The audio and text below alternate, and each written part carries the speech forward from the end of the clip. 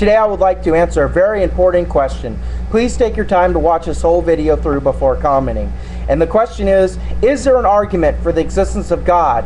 The question of whether or not there is a conclusive argument for the existence of God has been debated throughout history, with exceedingly intelligent people taking both sides of the dispute.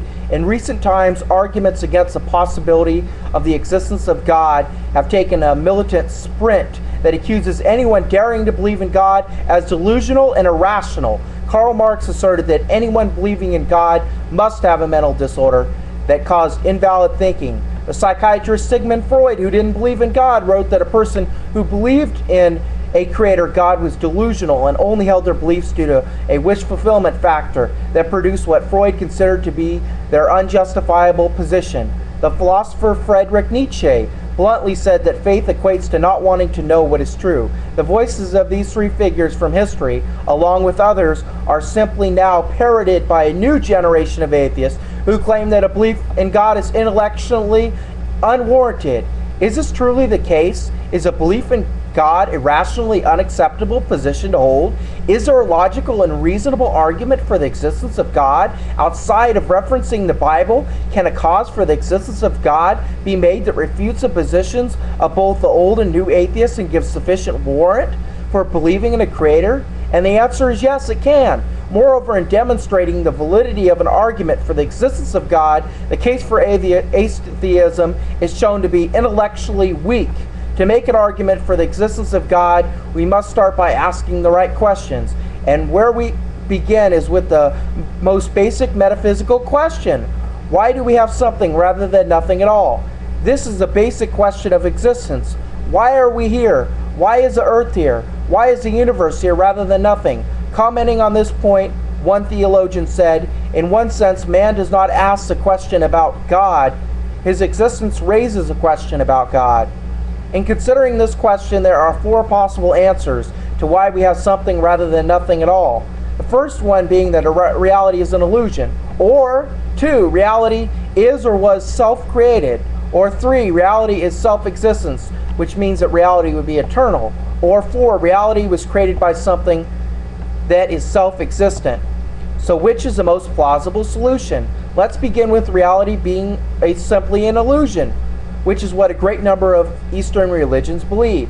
The option was ruled out centuries ago by philosopher René Descartes, who is famous for the statement, "I think, therefore I am." Descartes, a mathematician, argued that if he is thinking, then he must be. In other words, I think, therefore I am not an illusion.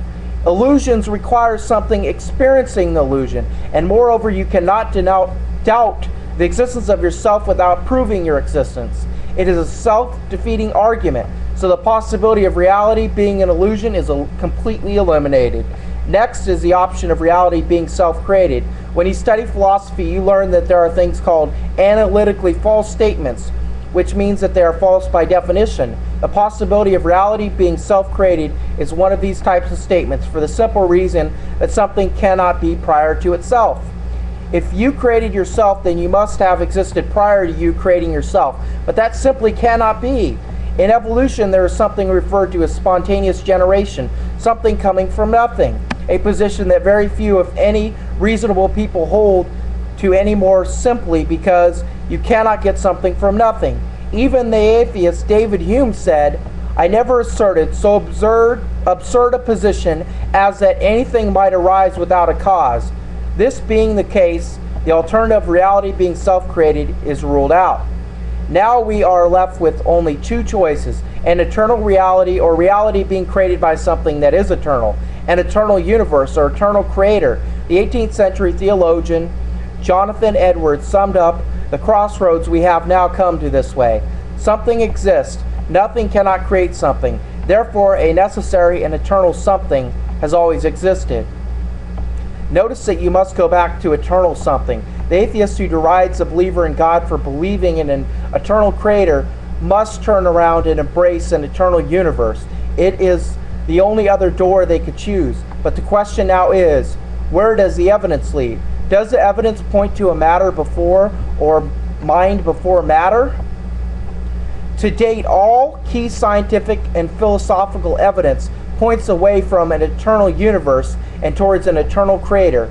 From a scientific standpoint, honest scientists admit that the universe had a beginning, and whatever had a beginning is not eternal. In other words, whatever has a beginning has a cause, and if the universe had a beginning, then it had a cause. The fact that the universe had a beginning is underscored by evidence such as the second law of thermodynamics, the radiation echo of the Big Bang discovered in the early 1900s, the fact that the universe is expanding and can be traced back to a singular beginning, and Einstein's theory of relativity all prove the universe is not eternal.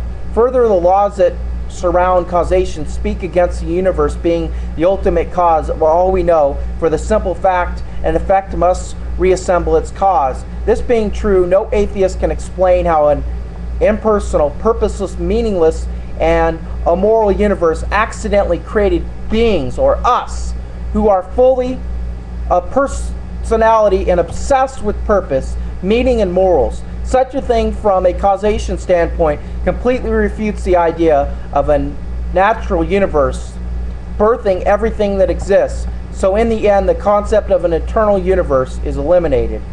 Philosopher J.S. Mill, who was not a Christian, summed up where we have now come to this way: it is self-evident that only mind can create mind. The only rational and reasonable conclusion is that an eternal creator is the one who is responsible for reality as we know it. Or to put it into logical statements, something exists. You do not get something from nothing.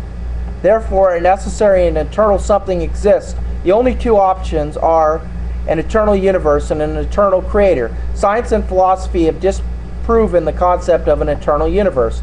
Therefore, an eternal creator exists.